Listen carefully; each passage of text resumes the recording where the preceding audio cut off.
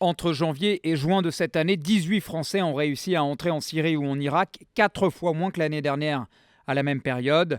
Explication sur son terrain, l'État islamique subit des revers et recule, les points de passage via la Turquie se raréfient. Et puis en France, la lutte antiterroriste produit peut-être ses premiers effets, mais ce n'est pas tout. Il y a également un revirement tactique du groupe terroriste. Il ne faut pas oublier aussi que de la bouche donc, du porte-parole, du défunt porte-parole de l'État islamique, il a appelé les djihadistes à ne plus rejoindre la Syrie et l'Irak parce que c'est devenu difficile, périlleux, un voyage périlleux, et de commettre des attentats chez eux. Et c'est là que tout le problème réside. Si les départs de candidats au djihad sont en nette diminution, la menace, paradoxalement, ne faiblit pas. Au contraire, elle va croissante. La France est face à ce dilemme. On empêche les djihadistes de rejoindre la Syrie et l'Irak, pour quelques-uns, mais du coup, ils restent sur le territoire et donc susceptibles d'agir.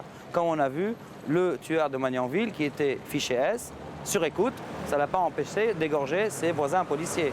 Comme on a vu le tueur de Nice, qui était inconnu par les autorités, des autorités, et qui a commis le massacre de Nice. Dans notre pays, parmi ceux qui ont été ou sont visés par une enquête pour terrorisme, 280 ont été mis en examen, 167 placés en détention.